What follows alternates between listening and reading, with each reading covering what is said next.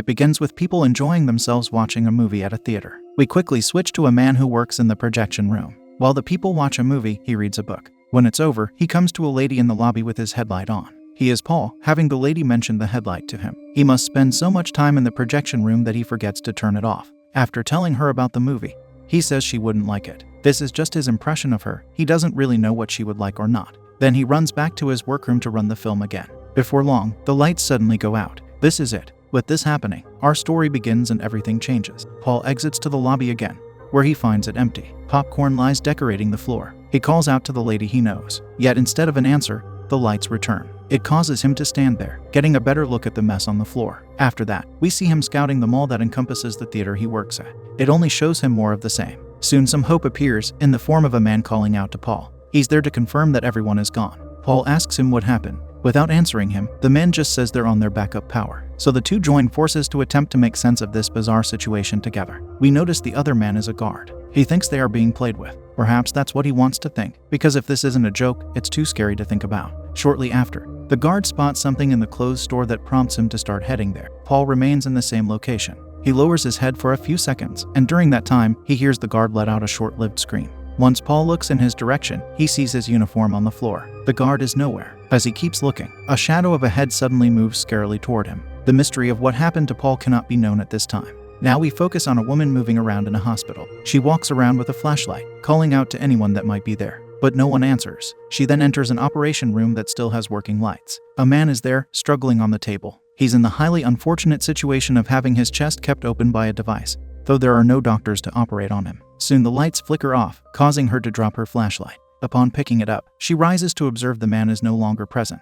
Perhaps it was for the better that he vanished in his state. She gets even more scared, calling out to someone named Manny. The next scene introduces us to another character, Luke. He wakes up in bed before calling out the name Paige. Just like the others, he gets no answer. The lights don't work for him either. Surprisingly, even his cell phone doesn't work. Afterward, we focus on a message Paige left for him, along with a basket of gifts. Luke enters the lobby of the hotel he stayed at. Although we notice people's belongings lying around, he's too busy operating on autopilot to see them. He leaves the building with a newspaper in his hands. It takes him a few seconds to realize it's from yesterday. When he steps on some eyeglasses, his attention is finally captured. He looks around the city to see people's clothes lying on the ground, plus cars being positioned messily on the road. Some of them have clearly experienced an accident. Luke walks around observing, trying to understand what this is. An airplane even falls behind him. It surprises Luke with its explosion. Following this, he enters a building, which is where he continues calling out to Paige. We can now detect some worry in his voice. The building he entered seems to be a news broadcasting station. He tries to look for something there. What he finds is a radio with a low battery, so he tosses it. He also finds a framed photo of himself standing with a lady. Then he sees a shadow move behind a door. It causes him to walk there, but our view stays on the photo as a shadow closes in on it. After that, we jump exactly 3 days into the future. Someone runs outside in the dark, shining his flashlight. He moves along a street where a car is burning. Soon, this man sits inside one of the many abandoned cars. The sole purpose of cars now seems to be momentary shelter, because it doesn't start for him. Trying another car just gives him more of the same. While he drinks some water from a bottle, another man suddenly runs up to the car he's inside, exuding urgency. The first man responds by locking it from the stranger. The man wants a light, due to his lighter not working. He looks to the side, where 2 ominous humanoid shadows occupy a wall. Since he's not getting anything from the man inside the car, he gets on his bike to ride off. It doesn't take long for him to scream. The more cautious survivor shines his flashlight in the cyclist's direction to witness his bike lying on the ground. The man who rode it, though, is nowhere. Shortly after, the survivor exits the car and scavenges for some supplies on the ground. All it took was at most 3 days for the level of life to descend to such a point. We then see a little girl watching him. He passes a truck with working headlights. This is unusual, therefore he has to try turning it on. As he turns its key, it sounds like it's going to work, yet it just stops on him. The headlights fade with it. The survivor checks its glove box to find batteries, along with flares. He also finds a revolver, his lucky day. We don't know what kind of forces are responsible for this bizarre situation.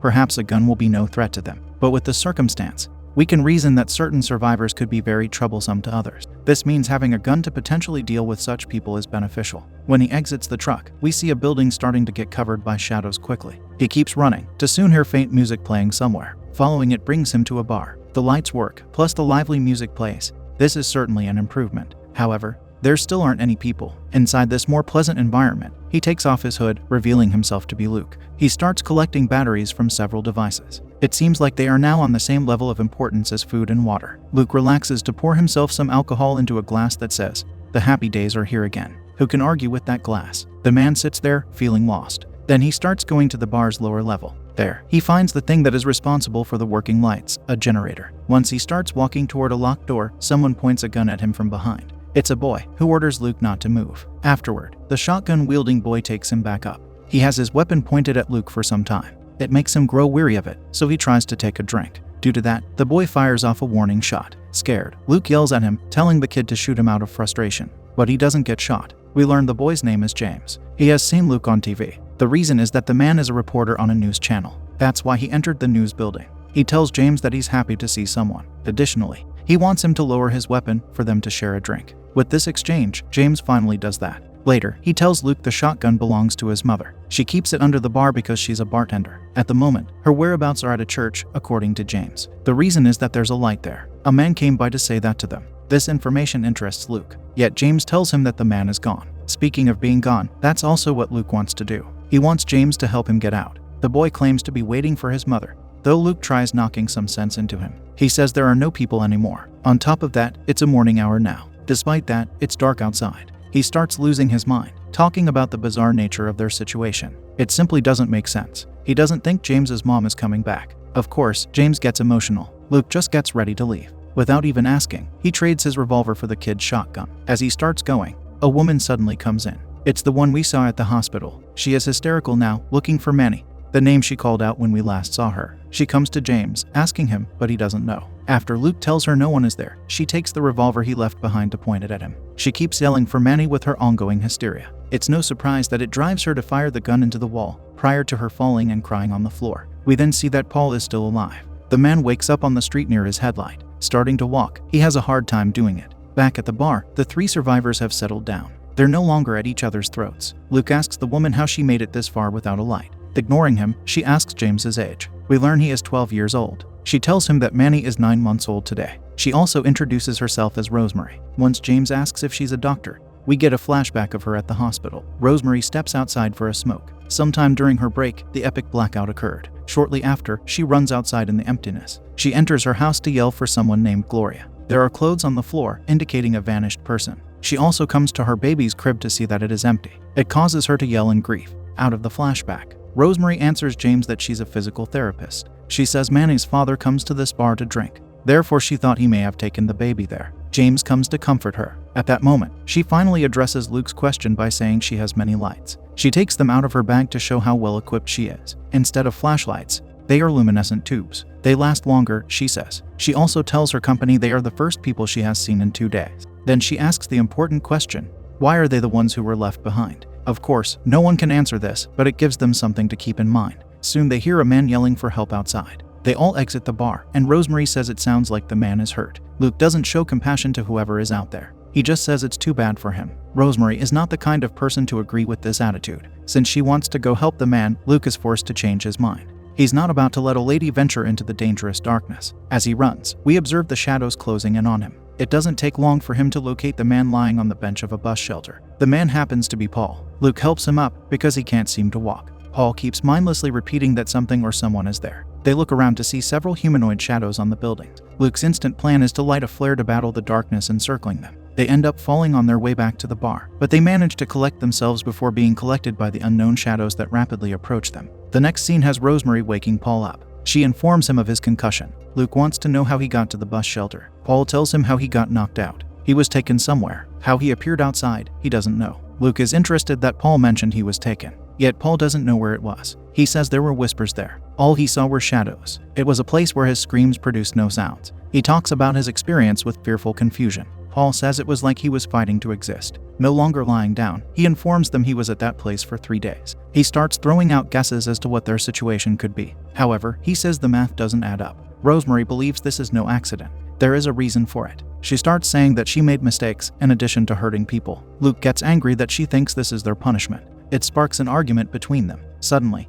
the lights begin to flicker. With that comes the appearance of the dreadful shadows. Paul advises the group to lessen the load on the generator. They should disconnect everything they don't need from it, maintain just the essential lights. Down in the generator room, the group talks about solar-powered structures being operational. The bus shelter was one of them. The problem is the sun isn't there to power those units. After they disconnect some things they don't need from the generator, the lights remain more or less stationary, although there is some slight flickering. At that moment, Paul starts talking about an island that he says was the first English colony. 117 people were living there. One day, a boat arrived to supply them, but there was no one there to supply. The colony vanished, leaving everything behind. Search parties were sent to look for them. All that was found was one word scratched to a fence post: Croatoan. Paul does not know what it means. It's a big mystery. He guesses it could be a warning. After talking about this chilling phenomenon a short time longer, Paul falls because of his concussion. The gang has to carry him back to the pool table. While Luke collects ice for the troubled man, he starts crying. We see him take something out of his pocket to hold it. That is when we get a flashback of him walking inside the news station he supposedly works at. Suddenly, all the lights turn on. That's certainly a better surprise than them turning off. He goes to another room to watch a recording of the news. Paige gives the weather report. While she does, Luke watches her experience the mysterious darkness right there during her report. He then walks into another room, where he catches a TV playing a video of a man talking about this puzzling situation. He says he heard his brother call out to him from the darkness. The frightening aspect is that his brother passed away 8 years ago. This man says one could be tricked by the darkness. One should always stay near a light source. Furthermore, no light can be trusted except for the light in one's hand. As he begins to state his phone number to anyone who may be interested in contacting him, Luke attempts to write it down. Unfortunately, the lights disappear, so he goes out into the dark hallway, where he sees a light at one end of it. A shadow soon comes out and scarily grows larger. It starts coming toward him, along with other shadows from the other end of the hallway. He saves himself by entering a room to take down the window's curtain. The sun shines through to set the shadows back. Out of the flashback, Luke comes back to the group to say they need to get out of there. According to him, the reason they are there is because of the light. Rosemary tells him the light is protecting them. The man gives an interesting response, that moths fly into the flame. He adds that whatever is out there is now inside with them. Once the generator goes out, they go with it. Rosemary behaves antagonistically again by replying that maybe that's how it should be. If Hermione is with the shadows, that is where she's meant to be. After that, Luke informs the group about the truck he found. It's not lifeless, it just has no power. He wants to take it to Chicago, as that's where the man is, the one who he caught on the TV the other day. Him, plus other survivors. Luke plans to bring the truck to the bar and connect its battery to the generator. His final statement is that he's a survivor, because he wills himself to survive. At a different time, we see the item Luke was holding previously. It's a keychain with a small car on it. He gives it to James for good luck. As Paul is alone with Rosemary, tending to him, he tells her how pretty she is. Before long, she gives him what he wants by kissing him. In a short while, Rosemary goes with Luke to get the truck. James stays in the bar to look after Paul. We see the shadows are there in the room with them. They are waiting for the lights to go out. Outside, the duo runs away, with their lights protecting them. Then they locate the truck, their potential ticket out of there. Rosemary wonders why this particular truck works and others don't, especially since Luke told her he tried activating hundreds of vehicles. From her point of view, this certainly looks like there is a reason for it. However, the man doesn't believe in her teleological viewpoint. It's just a random happening. Shortly after, we see them pushing the truck. Back at the bar, Paul talks with James. The former soon falls asleep, urging James to wake him up. When he does, he tells the boy to play a song on the jukebox. He even requests a certain one which James manages to find. Paul sings along with the song as it plays. Meanwhile, James imagines walking around in the bar while it's loaded with people he knows. We see a lady that could very well be his mother giving him a drink. The boy enjoys this fantasy, not wanting it to end. But that's what happens to it because Paul calls out to him. As James is in the washroom getting water for Paul, the lights flicker until they go out. Paul calls out to him, only to get no response. Outside, Rosemary asks Luke what is in Chicago. Rather than telling her about the survivors again, he says his wife Anna is there. It seems like this is his true reason for wanting to go there. Although they are married, they're currently separated. He left her for his career. She stayed for hers. He thinks she doesn't want to see him, even in this situation. Rosemary then notices the little girl we saw earlier. She shines her flashlight their way, prompting the duo to call out to her. Yet she starts running away. Luke is not about to let a child be on her own, so he chases her before gravity brings him down, making him drop his flashlight. This gives the shadows a chance to start closing in on him, and he yells out to Rosemary to turn on the headlights. She does it just in time to save him. After that, they sit in front of the truck, protected by its headlights. Back at the bar, Paul enters the washroom, where he doesn't see James. It causes him to yell out. Since the boy isn't there, Paul looks in the generator room. The door that was locked is now open. Entering it, Paul observes it's a long tunnel with many overhead lights. As long as those lights are there, it is certainly safe. Outside, the duo starts running until they enter a social service building. Paul finds a door at the end of the tunnel. Instead of it leading him into an area that could be of some significance, it leads him nowhere, because all he gets is a brick wall. His situation worsens when he looks back to witness the lights have gone out in the distance. A humanoid shadow comes out from the darkness, and with its emergence, the lights start turning off one by one. Terrified, Paul resorts to moving backward, with his body on the ground. A single light above him keeps him from meeting his demise in the surrounding shadows. He tells himself he exists, prior to that light flickering off. Then the lights turn back on in the bar's washroom. With their return, James is now there too. Going back to look at Paul, he just finds his clothes there on the pool table. This means he never got up. He got claimed into a lethal nightmare. Back to the duo, Rosemary lights a torch that Luke created from spare parts. There, she tells him that Manny saved her life. He's the one who made her want to live again. She cannot lose him. Shortly after, Rosemary goes to another room to search for supplies. While searching, she hallucinates a baby crying. She follows the crying, which brings her outside. There, she spots a carriage standing beneath a post light. The desperate lady goes to it, but her bad luck shows her it is empty. Luke comes out just in time to see her get claimed by the shadows, for the light is no longer there. That is his dreadful cue to leave. Therefore, he rushes back to the truck to push it alone. The next scene has him returning to the bar, where he finds James in the generator room. After hugging Luke, the boy learns Rosemary is gone. He has a hard time dealing with that. Luke has to assure him they will make it out,